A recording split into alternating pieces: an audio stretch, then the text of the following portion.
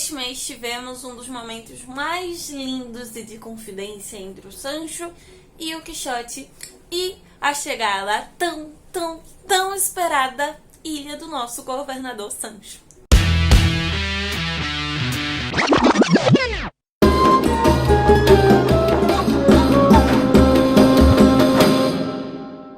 O que temos para hoje, Sanchos e Dulcineias? Eu sou a Larissa Bertolino e você está no Uma Garota Quixotesca, um canal que se propõe a apresentar literatura, buscando sempre olhar muito além dos moinhos de vento. Especialmente neste momento você se encontra no episódio de junho da Jornada de Leitura Conjunta de 2021. De 2020 nós estivemos e agora em 2021 estamos e estaremos lendo a obra máxima do Cervantes, El Ingenioso Hidalgo Don Quijote de la Mancha. E neste mês de junho nós estivemos lendo do capítulo 42 ao 49 da segunda parte. E nestes capítulos eu queria destacar algumas situações em que o individualismo foi prevalecendo. Temos momentos em que se focará na relação entre o Sancho e o Quixote, em outro no Sancho exclusivamente e no Quixote exclusivamente, porque eles estarão separados por um bom tempo. Talvez de toda a obra, o período em que, nas suas jornadas, nas suas andanças, eles estiveram mais tempo um longe do outro. O momento lindo de confidência, que nós mencionamos, quando o Quixote vai ali aconselhar o Sancho, quando ele tem que ir para a sua ilha, tornar-se governador. No final deste vídeo eu vou apresentar um pouco mais dos meus comentários acerca deste aconselhamento pautado, pontual que ele faz. Mas eu queria começar com um outro aleatório que ele aconselha ali o Sancho, dizendo ao Sancho que ele se mantenha sempre limpo e asseado. Algumas das questões levantadas nesse capítulo em relação à apresentação, à estética linda do Sancho como esse governador que conseguiu por mérito, não por nascença, expõe algumas questões que eram daquele período e seguem hoje, onde de modo preconceituoso e estereotipado interpreta o pobre como alguém sujo e alguém, como a linguagem do Sancho permite dizer, burro, sem conhecimento, sem capacidade cognitiva, sem raciocínio. Isso se persiste hoje na nossa sociedade e você pode até pensar, mas naquele período realmente a estrutura era feita de um modo que as pessoas sem posses, sem sangue real, sem sangue nobre em algum sentido, sem relações com o clérigo, eles não tinham acesso ao conhecimento, ao desenvolvimento. Além de que uma elite pensante acabava colocando a sua cultura, o seu conhecimento popular como algo menor, extremamente inferior, que o Cervantes vai trabalhar e acabar brincando bastante com isso, enchendo o Sancho de ditados, de refrões, ditos populares, dessa sabedoria popular. Sempre que o Sancho ele vem com essa sabedoria popular, ele acaba às vezes até se destacando a sua inteligência, o seu conhecimento acima do conhecimento, da prudência do Quixote. É exatamente por isso que o Quixote diz para que o Sancho não fale em hipótese alguma agora como governador os seus ditados, porque seria a forma mais eminente de dizer que ele é de uma classe inferior, de que ele não seria um homem digno, um homem de pensamentos prontos e que não tem um raciocínio elaborado.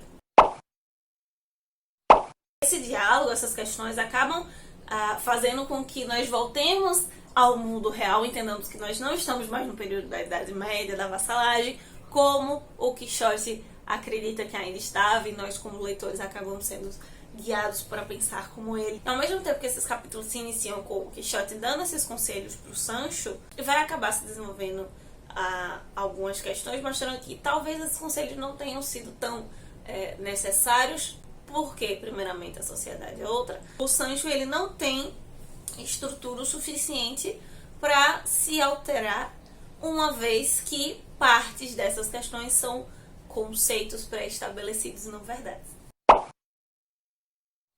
Eu gostaria de destacar um paralelo no momento em que eles estão sozinhos, no entanto que aparentemente a mesma estrutura ocorre com eles. O Sancho e o Quixote vão ser testados pela renúncia. A Trifaldi, que o havia enganado ali, o empregado, na verdade, que estava fantasiado de Trifaldi, no capítulo anterior, como nós vimos no mês anterior, vai revelar toda ali a farsa dos duques para o Quixote, e ele simplesmente se recusa a crer. A duquesa vai oferecer 2 damas de companhia, e ele também gentilmente recusa aquela oferta. Por fim, Altisidora vai se declarar apaixonada pelo Quixote, e ele terá que declinar o seu amor em honra da Dulcinea. Enquanto o Quixote sempre está negando, né, tem essas 3 negativas em relação ao mundo das ideias, Sancho também terá que resistir para negar, desta vez no mundo real, no plano físico. Mas não porque ele necessariamente negue, mas porque os outros neguem a ele, como a falta de comida, como a privação de sono e, de certo modo, de autonomia quando não lhe é permitido escrever uma carta ao Quixote.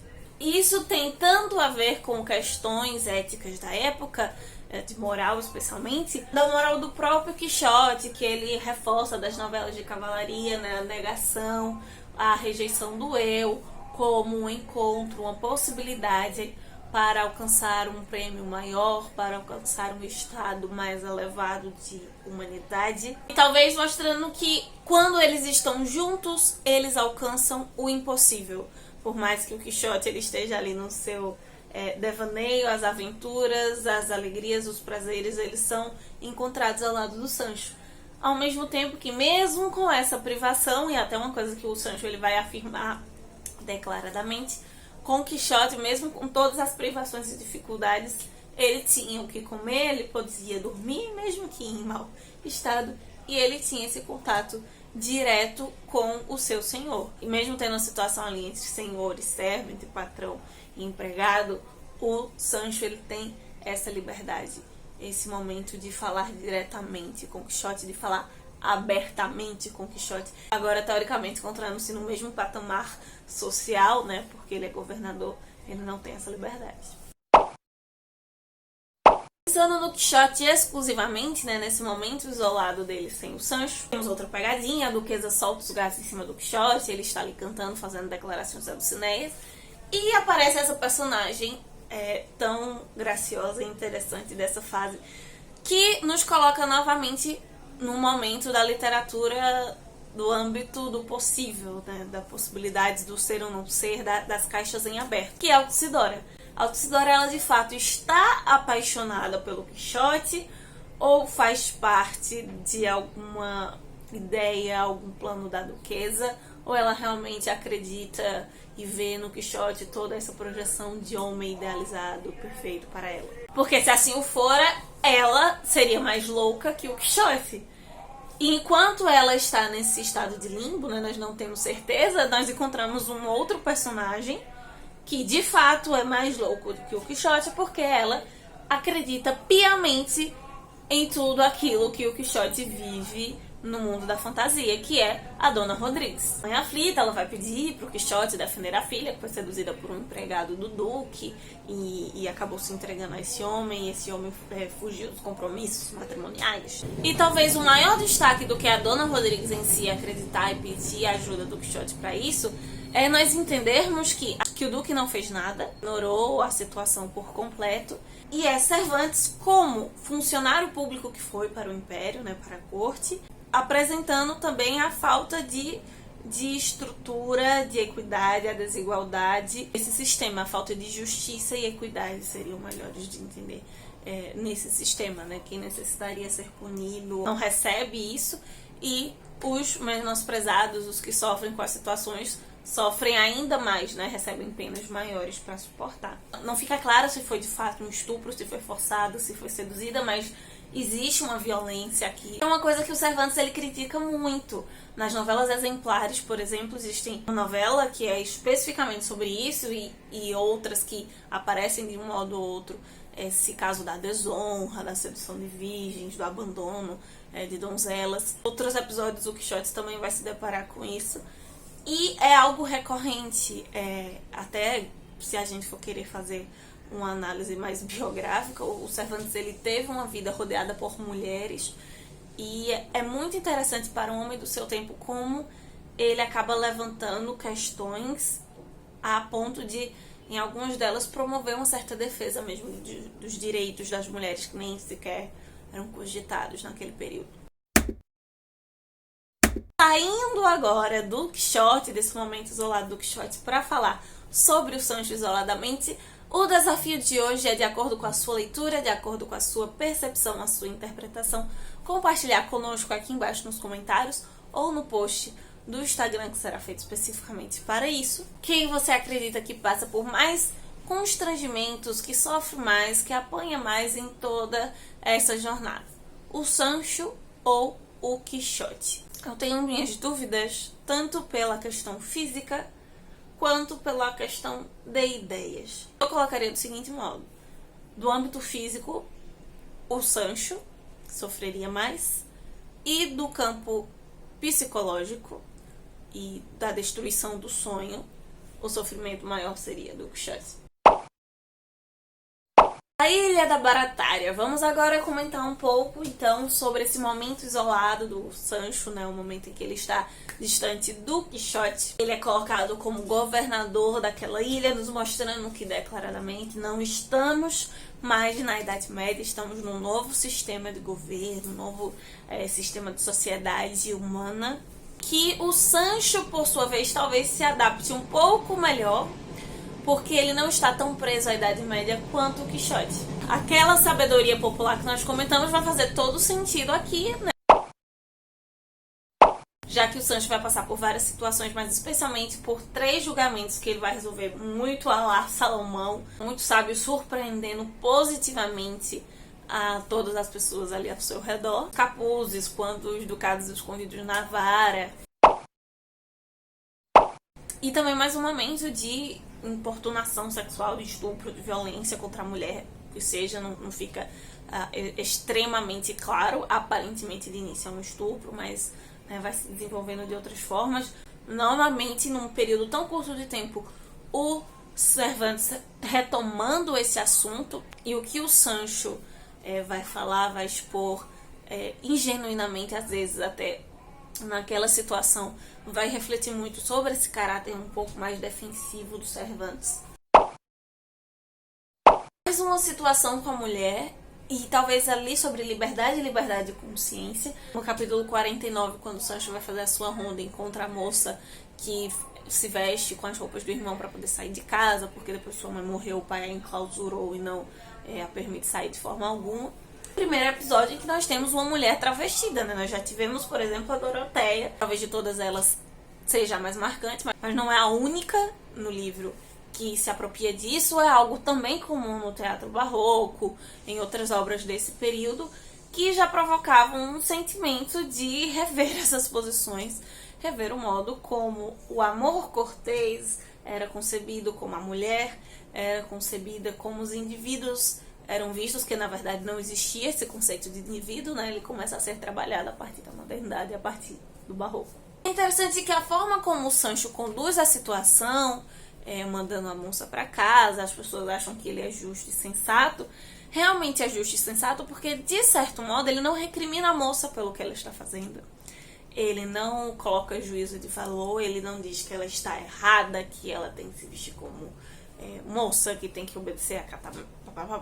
Ao mesmo tempo preza ali pela saúde do pai, idoso, estar a filha em casa, os perigos que ela realmente poderia estar correndo como qualquer pessoa sozinha naquela situação em que ela estava. E esse mesmo Sancho que vai dizer algumas coisas tão estranhas sobre a própria filha, sobre o casamento, né, forçado, que nós vamos ver logo mais, tem um momento desse assim de prudência com a liberdade de consciência de uma mulher. Então, mostrando também essa dualidade e a própria incoerência natural do ser humano, tornando o Sancho um personagem mais surpreendente também nesses capítulos. Dos capítulos 45 ao 49 é isso, ele vai se tornar mais prudente e sábio que o próprio Quixote, né? As escolhas que ele vai tomar realmente vai ser acatando e seguindo todos os conselhos que o Quixote deu. Menos quando ele está com fome. Nós já entendemos isso em outros momentos e talvez esse seja o mais escrachado de todos, que o Cervantes coloca a situação da fome e da miséria naquele período.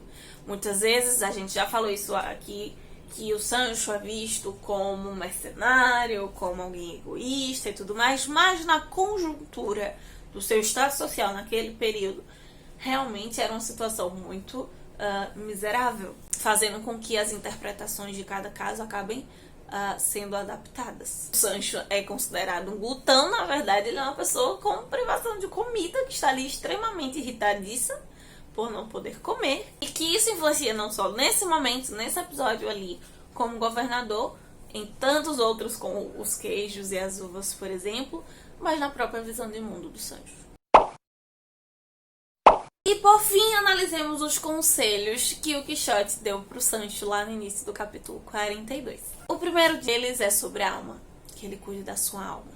O cuidado com o transcendental. E é interessante o modo como ele coloca que ele não está falando necessariamente sobre religião. Isso é muito interessante se tratar em um período, por mais que o Quixote ele represente o cristianismo católico espanhol, mas no momento em que se apresentam tantas outras religiões, né, judeus, muçulmanos e provavelmente protestantes são representados na obra, ele fala sobre o cuidado com a alma, né?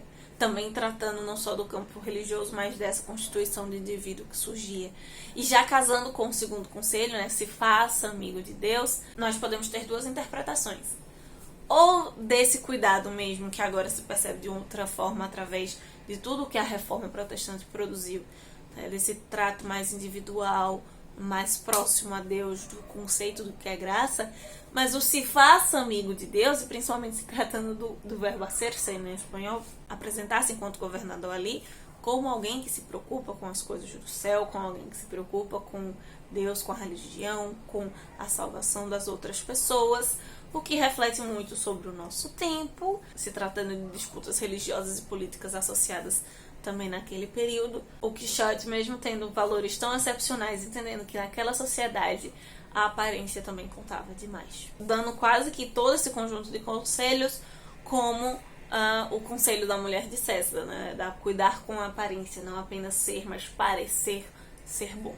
E mais uma vez cuidando da individualidade, porque o Quixote vai dizer ao Sancho: não se envergonhe da sua linhagem e não se envergonhe das outras pessoas, e portanto elas não se envergonharão de você. Trazendo a tudo isso que o Sancho vai apresentar, né, do trabalho com a equidade, com a igualdade entre as pessoas, como ele vai fazer os julgamentos, a forma como ele vai se portar, mesmo a controvérsia, mas aceitar comer só os pães e as uvas, porque ali ele não está se colocando acima das outras pessoas da ilha. Talvez o quinto conselho seja mais interessante, juntando tudo isso que a gente falou desde o início do capítulo 42.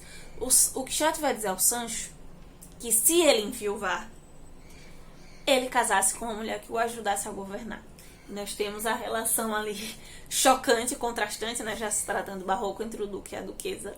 Mas a importância da mulher, né, a mulher como coajudadora nesse sentido, a mulher como igual, não simplesmente como alguém que vai gerar filhos para aquela linhagem, ou que vai embelezar o palácio, mas aqui trazendo novamente uma valorização da mulher naquele período. Não só apenas nesse conselho, mas nós vamos vendo desde o início da obra, como esse conselho acaba amarrando muito bem, tipos de mulheres, especialmente de mulheres em posições de poder, que o Cervantes acaba colocando. E por fim, reforçando um outro conselho que ele já tinha dado, que ele julgasse tanto pobre quanto rico de modo igual, no entanto, que ele tivesse sempre um pouco mais de benevolência com os pobres. Nós formos pensar, sempre a Espanha no Império, num país muito poderoso, rico, mas neste período em que o Cervantes está ali publicando o Quixote, também é quando está sendo publicada a Celestina, o Lazarilho, mostrando como a miséria era absurda na Espanha. E como o Quixote, enquanto representação dos mais desvalidos, não era simplesmente o cavaleiro medieval que vinha em busca das donzelas e das pessoas indefesas dentro daquele sistema medieval, mas também tentando buscar um pouco desse cuidado com o próximo naquela época, tanto que o Quixote ele, muitas vezes tem essa leitura de um guardador social, de uma ideia de um totem que valorize essas políticas públicas até, digamos assim, de cuidado com os mais desvalidos. Então é isso, meus queridos cavaleiros andantes. Esses são os nossos comentários, as nossas colocações acerca dos capítulos 42 ao 49 do Don Quixote. Você que está participando da jornada de leitura conjunta, não deixe de colocar também os seus comentários, de destacar o que mais te chamou a atenção na sua leitura, de responder ao nosso desafio, pode ser aqui ou lá no Instagram. E se você ainda não nos segue, nos siga no @umagarota_quixotesca, para nós continuarmos a nossa conversa, para você receber também outros materiais, inspirações, sugestões de leituras, e para a gente continuar se vendo durante a semana até nos encontrarmos na próxima segunda-feira para começar mais um novo mês com novas leituras, novos livros, novos moinhos para nós desbravarmos. E que a cada uma dessas páginas nós possamos continuar indo muito, muito, muito além dos moinhos de vento. Valeu! O Quixote trata de muitas temáticas, é claro, mas essas comparações entre o Sancho e o Quixote realmente me encantam porque é o ápice dessa obra. O Don Quixote não existe sem o Sancho não seria o que ele é sem o Quixote. Essa obra não teria como ser escrita sem essa associação. Se você quiser conferir ou rever, repensar em alguns outros episódios que nós destacamos esse destaque, essa importância do Sancho na obra, você pode conferir esses outros episódios ou assistir também aos episódios das demais jornadas de leitura conjunta para te incentivar a ler grandes livros, a desafiar-se a obras que talvez você queira muito ler e ainda não começou. Por isso eu te espero nesses outros vídeos para a gente continuar conversando sobre o nosso cavaleiro da triste figura dos leões, o nosso amado Don Quixote de la Mancha.